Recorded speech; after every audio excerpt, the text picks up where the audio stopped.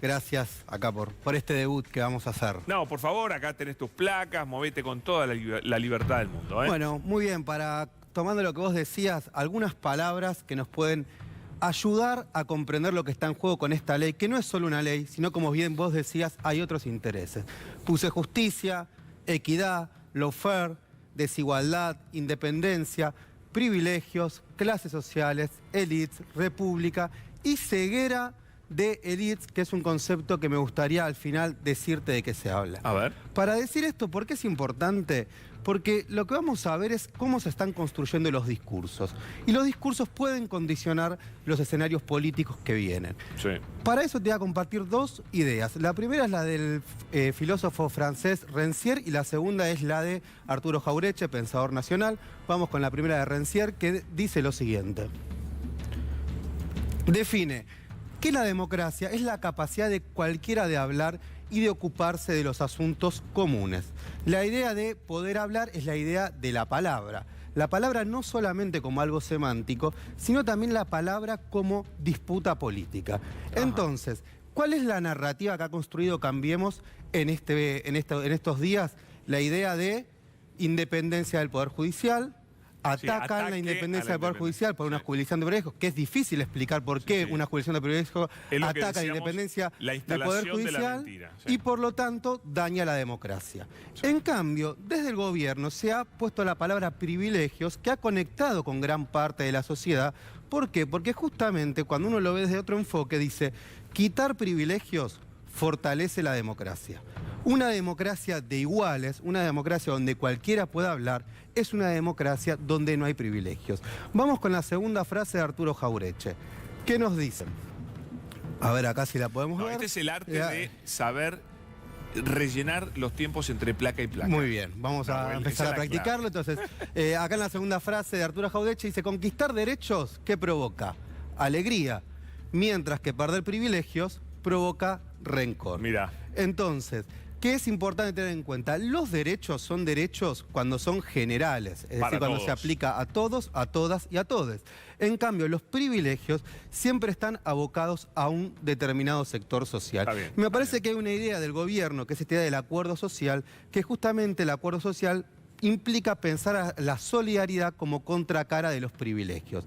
Entonces, yo te decía, ten en cuenta... Es ambicioso. Es ambicioso, pero esto supone que los que están más abajo, para que dejen de estar más abajo, los que están más arriba, tienen que estar menos arriba.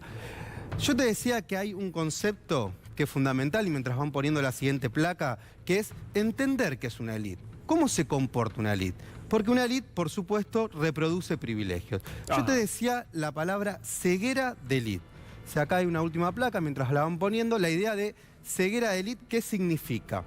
Significa que muchas veces, Pablo, las élites lo que hacen es no querer reconocer los privilegios que denotan, los naturalizan. Pará, ¿te puedo frenar ahí? Dale. La famosa frase de la mujer de Piñera, cuando dice vamos a tener que compartir. Que compartir, vamos a tener que abandonar algunos privilegios. Ese es el reconocimiento que, si no es por la catástrofe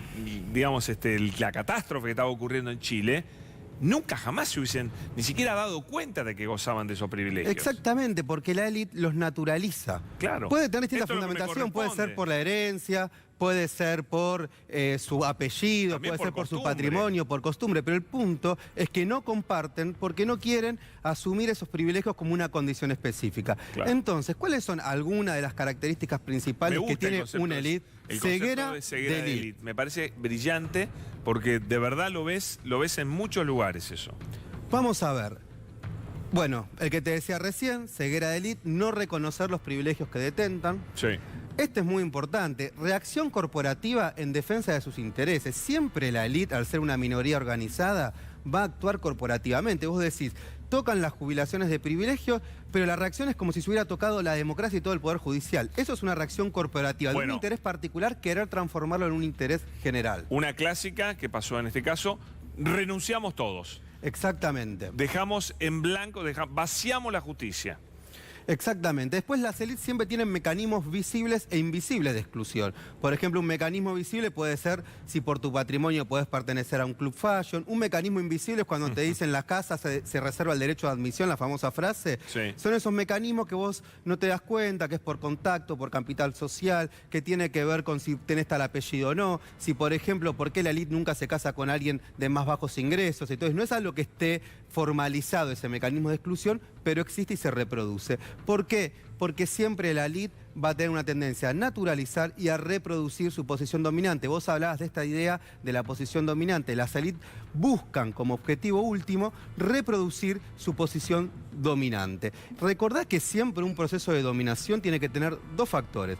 Muchas veces el primero puede ser la violencia, pero hay un segundo. El éxito de todo proceso de dominación es cuando el dominado colabora con el proceso de dominación. ¿Cómo? Te repito esto. El éxito de un proceso de dominación de una élite es cuando el dominado colabora con ese proceso de dominación. ¿Por qué? Porque el que está en una posición dominante te hace creer que es un intercambio de servicio.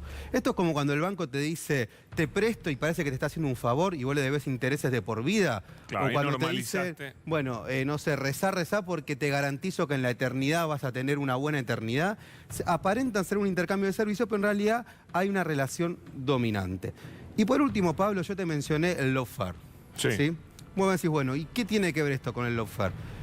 El lawfare, muchas veces, para recordar, es un proceso de judicialización de la política, de politización de la justicia y básicamente es utilizar al Poder Judicial como una herramienta de persecución política. Esa es la esencia. El lawfare es algo que hemos vivido en nuestro país en el siglo XXI, pero también en toda la región.